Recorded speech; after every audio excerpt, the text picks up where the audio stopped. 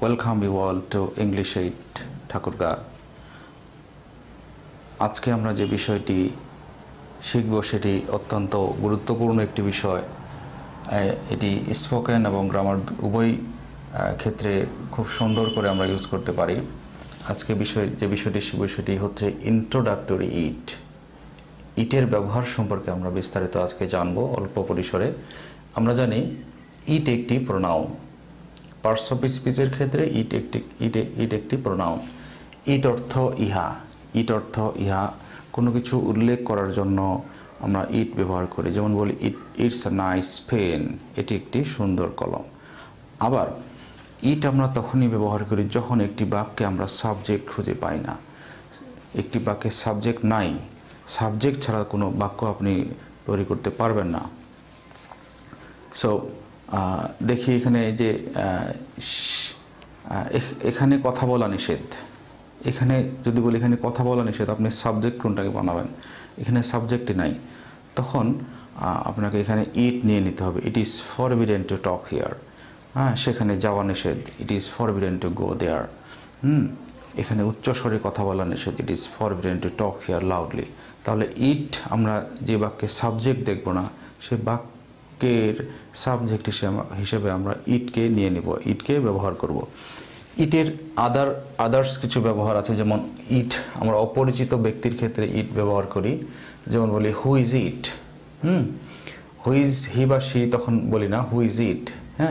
কেউ নেই। তারপর আমি বলছি, আমি যদি ওনার কাছে বলি উত্তর দিই, তখন ইটস মি, ইটস মি। উনি ইট দিয়ে বলছে, তখন আমিও উত্তর দিচ্ছি ইটস মি, এটা আমি। তারপর সময়, দিন, তারিখ, দূরত্ব ইত্যাদির ক্ষেত্রে আমরা ইট ব্যবহার করি। সময়, যেমন ইটস টাইম। It's time. আমরা টাইম টু গো বলি না, ইটস টাইম টু গো, এখন যাওয়ার সময়। ইটস টাইম টু গো, এখন যাওয়ার সময়। দিনের ক্ষেত্রে বলি ইটস সানডে, ইটস সানডে, আজকে রবিবার, ইটস সানডে। তারপর বলি তারিখ, it's 2nd of January, it's 1st of January। দূরত্বের ক্ষেত্রে বলি it's a long distance, it's a long distance, it's a long distance, দূরত্বের ক্ষেত্রে বলি। তারপর আবহাওয়া সংক্রান্ত যে কোনো বাক্য আমরা ইউজ করতে গেলে ইট আপনাকে নিতেই হবে। আবহাওয়া সংক্রান্ত কোনো কথা আসলে আপনাকে ইট নিতে হবে। যেমন আমি কিছুক্ষণ আগে বললাম যে একটি বাক্যে যদি সাবজেক্ট খুঁজে না পান আপনারা, তখন আপনাকে ইট সেখানে সাবজেক্ট হিসেবে ধরে নিতে হবে। যেমন বৃষ্টি হচ্ছে, এখানে সাবজেক্ট বৃষ্টি কে হওয়াচ্ছে? হয়তো গড হওয়াচ্ছে, কিন্তু গডের নাম তো এখানে নেই। তখন আপনাকে ইট এখানে নিয়ে নিতে হবে।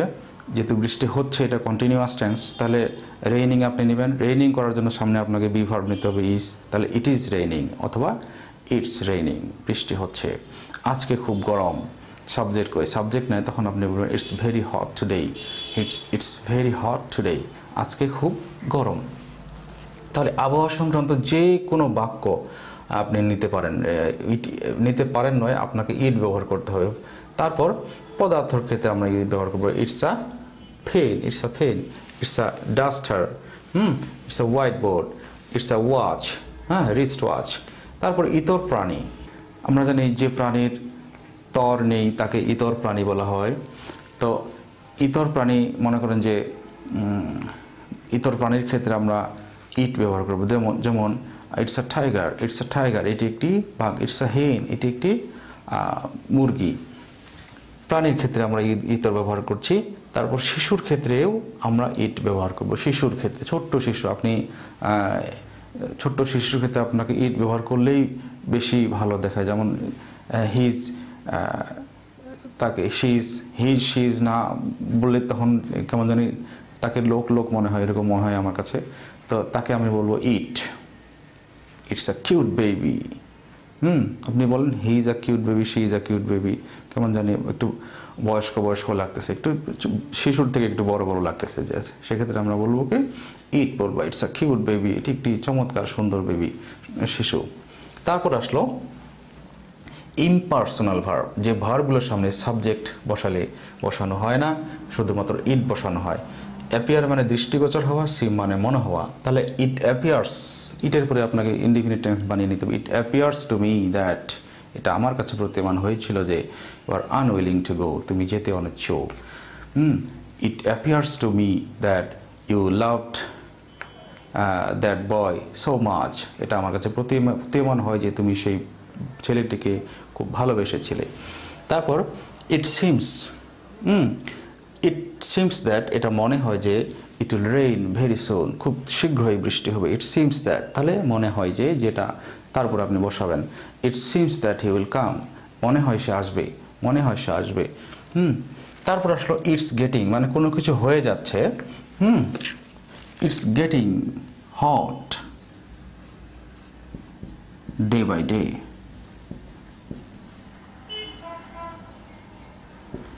দিন দিন গরম হয়ে যাচ্ছে। It's getting hot, it's getting hot.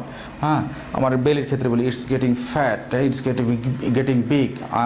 তারপর বলি যে ইটস গেটিং ডার্টি, আপনি একটা চা কাউকে দিলেন, বলেন যে চাটা ঠান্ডা হয়ে যাচ্ছে, তাড়াতাড়ি খেয়ে নাও। The tea is getting cold, the tea is getting hot, the room is getting hot, the room is getting cold, এভাবে আপনি ইউজ করবেন। তারপর আসলো it modal verb, it modal verb. এখন মোডাল কোনগুলো? মোডাল হচ্ছে এক প্রকার অক্সিলিয়ারি ভার্ব। এই মোডালগুলো ভার্বের সামনে বসবে। এই মোডালগুলোর আবার নিজস্ব অর্থ,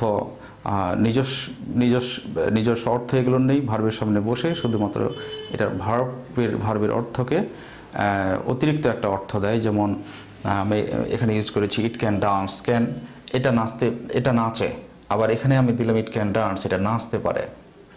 হ্যাঁ, এইভাবে আমরা মোডালটা ইউজ করছি। তারপর এখানে ক্যানের পাস্ট কি ছিল? কুড, ইট কুড ডান্স, এটা নাচতে পারতো। ইট কুড ডান্স, এটা নাচতে পারতো। আমি বারবার বলছি যেন আপনাদের মুখস্থ হয়ে যায়।